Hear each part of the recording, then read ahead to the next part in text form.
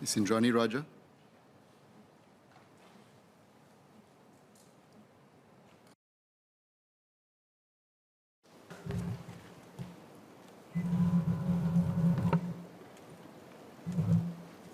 Mr. Chairman, over the last 58 years, we made the journey from mudflats to metropolis. Now, coming out of a global pandemic, we are poised to embark on the next stage of our city's transformation. Building on the ideas, hopes, aspirations, and dreams of Singaporeans, conveyed to us through extensive engagements, as well as based on government planning, future Singapore will be one that is inclusive, sustainable, resilient, and enduring. Planning for the future requires us to think long-term. In mid-2021, MND and the Urban Redevelopment Authority, URA, launched the Long-Term Plan Review, which mapped out our land use strategies to guide Singapore's development for the next 50 years and beyond. This included an extensive engagement with Singaporeans to hear their thoughts on these strategies, as SMS SIM mentioned in COS 2022. Mr. Cheng Sing Yao, Ms. Cheryl Chan, and Ms. Nadia Samdin have asked for an update on this. Since then, URA has engaged over 15,000 people from all walks of life. Through this process, we found that we sometimes have different needs and aspirations, and therefore must make trade-offs. It is part and parcel of land use planning, given that Singapore has limited land. Our collective aspirations and potential strategies to achieve them were featured in URA's Space for Our Dreams exhibition in 2022, which was visited by close to 50,000 people with 150,000 views on URA's website. Let me share some of the key takeaways from the public engagement and how we are translating them into long-term strategies for our future city. First, it's evident that Singaporeans take pride in our identity and heritage. While we cannot conserve each and every older building, we nevertheless want to feel that sense of familiarity and connection as we walk through our streets. Today, we already carefully consider how to safeguard our heritage as a key part of urban planning. In the last 30 years, over 7,200 heritage buildings and structures have been conserved. Beyond individual buildings, we also enhance familiar neighborhoods and shape new places to make them memorable. We will reinforce this through identity corridors, where we will use urban and streetscape design to enhance the character of historic trunk roads, such as the historic East Corridor that cuts across Joo Chiat and Geylang Serai. Second, it's clear that we love nature and greenery. But at the same time, there is both need and demand for development. Ms. Nadia Samdin asked how we would balance the two. We take a science-based approach to identify ecologically important sites and prioritize them for conservation. For example, through NPark's ecological profiling exercise, we have gained a better understanding of Singapore's ecological connectivity and have identified key ecological corridors on our land and in our waters. However, given our physical constraints, we need to balance demands across a wide variety of needs, including housing, community amenities, and workplaces. There may be some greenfield sites that we need to safeguard as options for development. But Singaporeans can be assured that any decision to proceed will only be made after we have carefully studied the trade-offs and alternatives in close coordination with the relevant agencies. Where necessary, we will also undertake environmental studies and formulate mitigation measures. The government will also engage and involve stakeholders. In response to Professor Koh Lian Pin, for proposed developments that require an environmental impact assessment, we seek views from academics, stakeholder groups, and the public on the findings where applicable. The reports are also made publicly available online unless there are reasons to maintain confidentiality, such as security considerations. In these cases, we will consider whether the full report can be made public and the disclosure modality, such as, for example, making it available for hard copy viewing. And we do recognize that some may face difficulties accessing hard copy reports. Where possible, we will provide accommodations, such as by extending the duration of the public feedback period. All feedback is carefully considered and incorporated into the final report and our plans where relevant. Third, some participants shared concerns on how Singapore will adapt to the increasingly complex and ambiguous global environment, something which Mr. Cheng Sing Yao also spoke about. To cater for the uncertainties of the future, we continuously monitor trends such as an aging population, to evolving geopolitical tensions, and shifts in the global economic outlook. This enables us to consider a range of possibilities and plan ahead to enhance our resilience. Ms. Carrie Tan suggested we review the allocation of land to various uses, such as residential and commercial, to factor in evolving trends such as changes to live-work patterns. Indeed, this is something we currently do and will continue to do. For example, in developing plans for areas such as the Greater Southern Waterfront, we intentionally keep our plans flexible and pace out their development. This is so that we can adjust the mix of uses to respond to changing trends and needs. The long-term plan review, as the name indicates, sets out our goals in the long term. That's to say, a 50-year time frame or so. However, in order to get there, we will have to start giving effect to these strategies and plans over the next 10 to 15 years.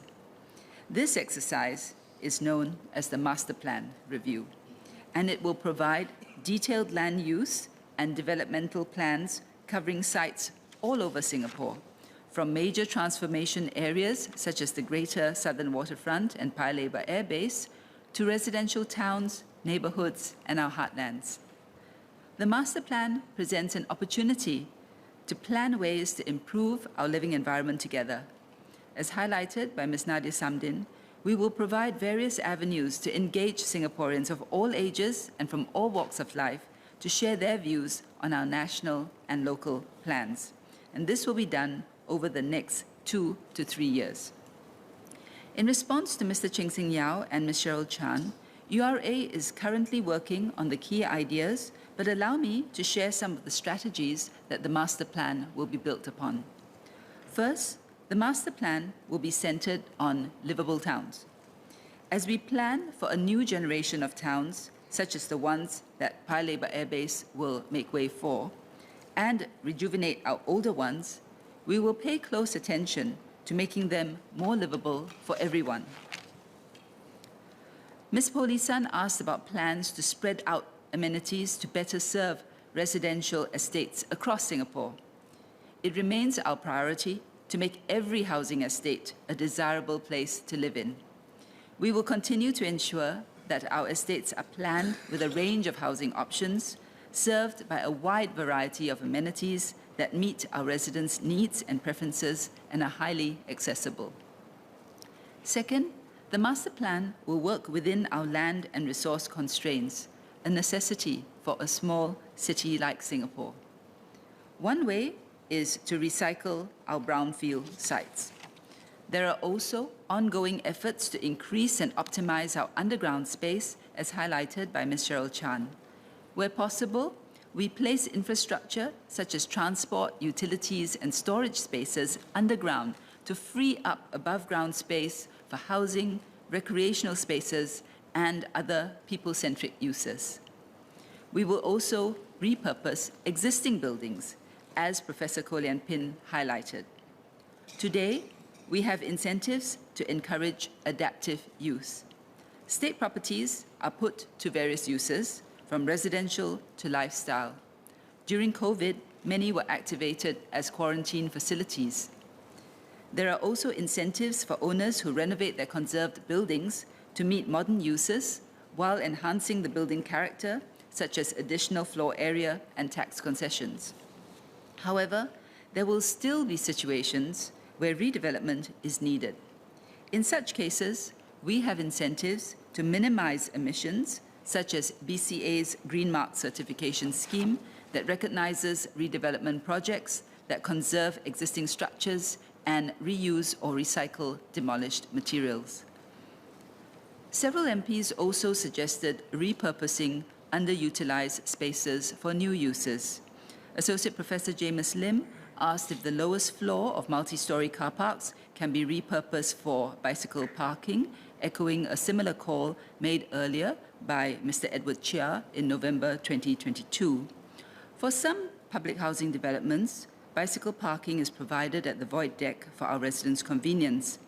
To optimize space at void decks, HDB also plans to install 40,000 dual bicycle racks, which can each hold 2 bicycles in 23 existing HDB towns by 2025.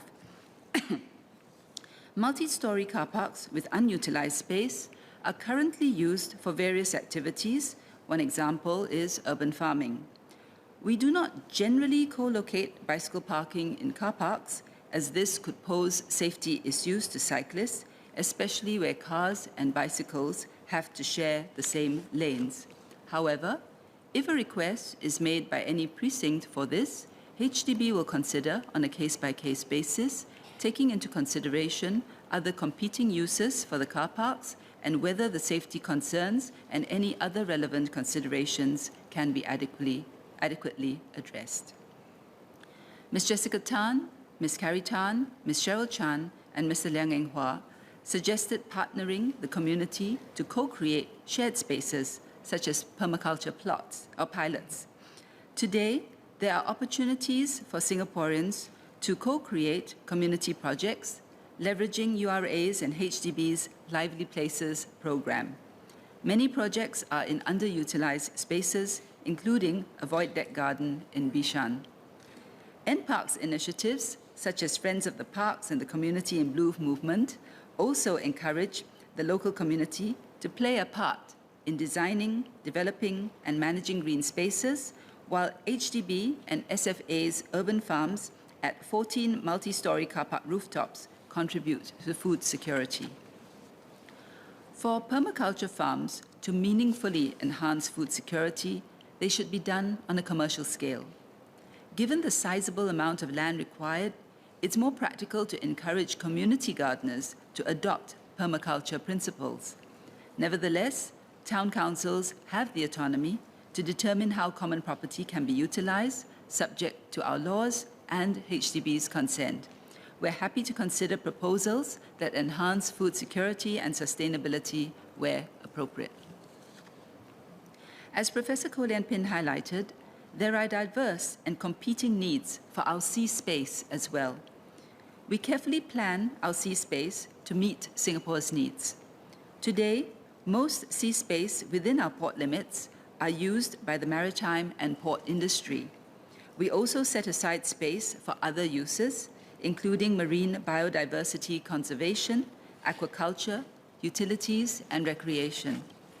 For instance, we have safeguarded marine nature areas and marine parks at our southern islands in URA's Parks and Water Bodies plan. To optimize our sea space, we will continue working with relevant stakeholders to explore co-locating synergistic uses, such as siting of solar panels together with fish farms along the East Johor Straits. These ideas, plans, and strategies will eventually culminate in URA's presentation of their next draft master plan, which will be open for public feedback. I strongly encourage all Singaporeans to participate and share your views. Next, let me zoom in one level deeper and speak about our plans to rejuvenate HDB estates, which are a big part of our residents' day-to-day lived experience. As our nation gets older, so do our towns. But this does not mean that they cannot continue to be vibrant and livable.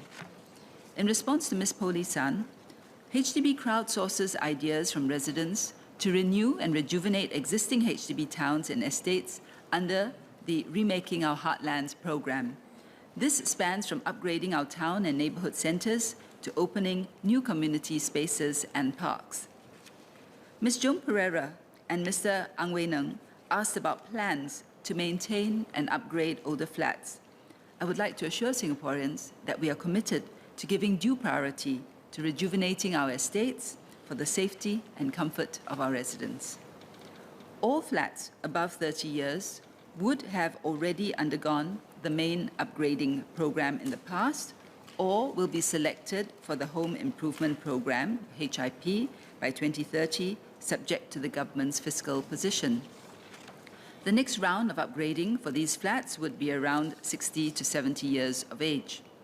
In between, we provide support to flat owners for in-flat maintenance issues, such as repairing ceiling leaks under the Goodwill Repair Assistance. Besides upgrading, redevelopment is another way to rejuvenate older areas. On Ms. Joan Pereira's question about Selective En Bloc Redevelopment Scheme, or SERS, we've shared that most projects with high redevelopment potential have already been selected for SERS, and we do not expect many more sites to be eligible. As Minister Desmond had mentioned earlier, we're also working on our plans for the Voluntary Early Redevelopment Scheme, or VERS, and more households will be able to benefit from redevelopment before their leases expire, and we can renew our towns progressively and create a refreshed living environment with new homes and updated amenities for residents. We will share more details with Singaporeans when ready. Several members also asked about HIP's drying racks.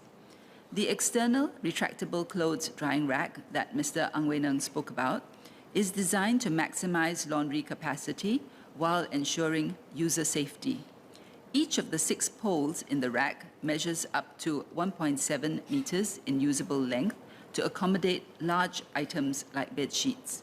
HDB will continue to look for ways to increase the rack's laundry capacity. On Mr. Muhammad Faisal Abdul Manap's suggestion to extend the installation of HIP's laundry hanging rack to flats which do not qualify for the program, we can consider this when there is sufficient demand. Now let me respond to Mr. Ang Wei Neng and Mr. Dennis Tan's cuts on lift upgrading. As of January 2023, there are only about 140 HDB blocks with units without direct access to lifts on the same floor. This is due to technical and site constraints or high costs, some of which can exceed $100,000 per unit. HDB continues to explore technical methods, though these are still nascent. We will also continue to review requests for lift upgrading, bearing in mind costs, space constraints, and technical feasibility. Mr. Dennis Tan has asked about the Lift Access Housing Grant, or LHG, which provides up to $30,000 to help residents buy another flat with lift access. A key condition for this grant is that residents need direct lift access due to medical or mobility issues. Of those who have applied, the approval rate is high at close to 90%. As our residents age, we do expect take-up to increase as they face medical or mobility conditions. Flat owners who have bought another flat with the grants can sell their existing flat on the open market. Hence, there's no need for HDB to buy them back. If they have difficulties selling the existing flat, HDB can grant a time extension on a case-by-case basis. HDB will continue to monitor the situation and assess if further enhancements to the grant are necessary. Professor Koh Lian Pin asked about our efforts to keep older estates cool as temperatures rise and how we will use the findings from Cooling Singapore 2.0. HDB has several initiatives under the Green Towns program to reduce ambient temperatures, such as introducing greenery to the top decks of selected multi-story car parks in the form of urban farms, community gardens, or rooftop greenery.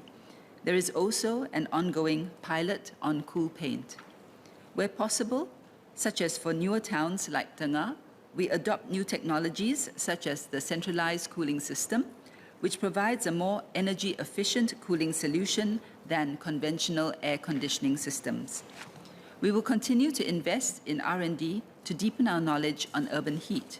This includes Cooling Singapore 2.0, an ongoing project where a digital model simulating our urban climate will help us understand the impact of urban heat locally and assess heat mitigation strategies. Mr. Chong Ki-hyung spoke about the need to educate residents on fire safety and provide safety features in HDB flats and estates. Since 2018, SCDF's fire code requires every new flat and existing flat undergoing major renovation to install fire alarms. As optional improvements under HIP, HDB also offers installations of a home fire alarm device. HDB and SCDF are further embarking on a trial to place and maintain one fire extinguisher at a lift lobby of every 2 HDB blocks.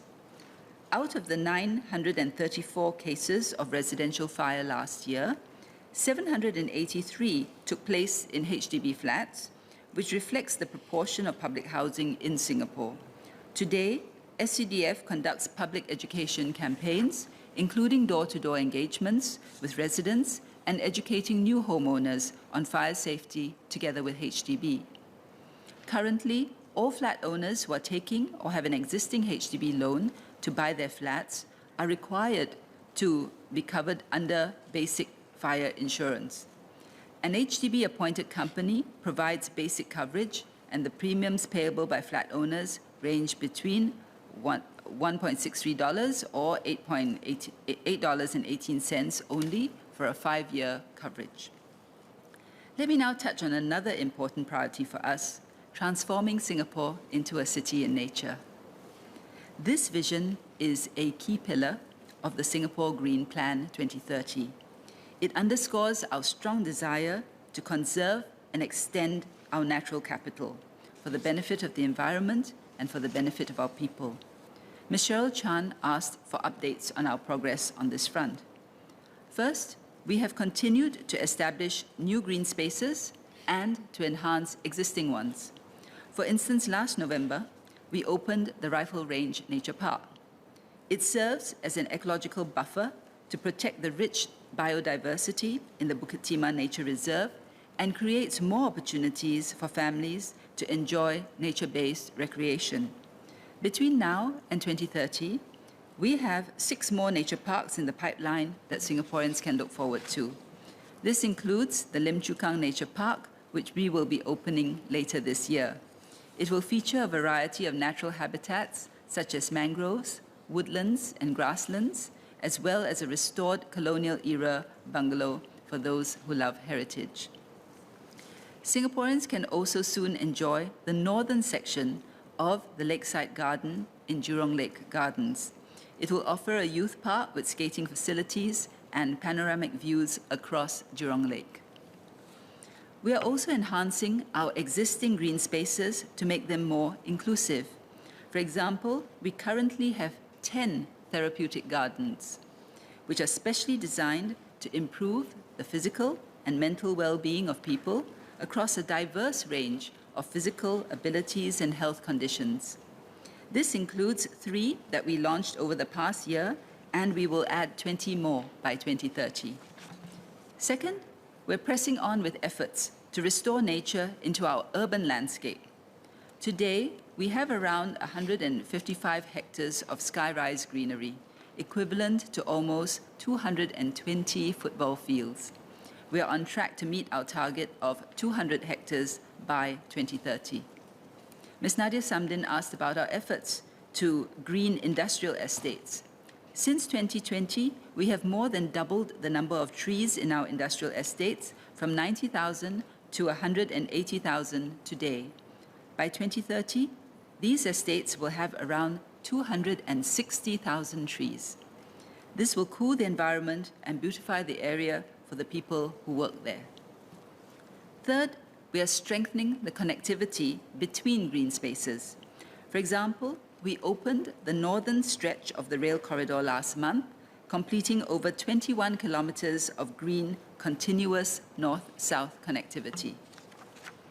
In total, we have completed over 180 kilometers of nature ways and 375 kilometers of park connectors, putting us on track to achieve our goal for all households to be within a 10-minute walk from a park by 2030. This increases Singaporeans' access to nature and strengthens our ecosystem's resilience by facilitating the movement of biodiversity between habitats. This brings me to efforts to conserve our native plant and animal species, which Ms. Nadia Samdin asked about. We have crossed the three-quarter mark of our 2030 species recovery target, with 82 plant and 42 animal species covered today. This includes the endemic Singapore ginger and the Singapore freshwater crab. We have also restored and enhanced over 30 hectares of forest, coastal, and marine habitats, well ahead of our target to do so by 2030. This was made possible through the contributions of our volunteers who help with planting native trees and shrubs and removing invasive species. To provide more conducive habitats for our native biodiversity to thrive, we will raise our ambitions on this front. We now aim to restore 80 hectares of forest, coastal, and marine habitats by 2030 by intensifying the planting of native species and encouraging the establishment of native animal populations. As we push on with our greening efforts, Mr. Liang Eng-hua and Mr. Xiao Chuan have asked how we can involve even more members of the community. This year marks 60 years since then Prime Minister Lee Kuan Yew kick-started our greening journey by launching our first nationwide tree planting campaign in 1963. Under the 1 Million Trees movement, we have partnered more than 75,000 members of the community to plant over 500,000 trees since 2020. We have planted native rainforest species in our forests to strengthen the ecological resilience of these habitats so that they can better support our native biodiversity. The planted trees also help to intensify greenery and strengthen ecological connectivity along our streetscapes, nature ways, and park connectors. To commemorate this milestone year, we will create more tree planting opportunities under the 1 Million Trees movement, and we hope that you will join us in celebrating this milestone. We will also continue to engage Singaporeans on the conservation and celebration of our natural heritage. Through our city and nature conversations, we were inspired by members of the community who shared and worked on ideas to encourage more residents to participate in our efforts. This included ideas for community stewards to organize nature-based activities such as biodiversity surveys and to curate educational resources on the benefits of city and nature through experiential learning. We will continue to grow our base of over 60,000 volunteers and over 11,000 citizen scientists. We will reach out to more youths through platforms such as our Youth Stewards for Nature program to nurture future volunteers and stewards of our natural heritage. Mr. Xiao Chuan and Ms. Cheryl Chan have also asked about our research and development efforts in urban sustainability. We are collaborating closely with industry and academic partners to support our key initiatives under the Singapore Green Plan 2030, including our city and nature ambitions. Under the Research, Innovation and Enterprise 2025 plan, we have set aside close to $270 million for research to address new challenges in areas such as climate change.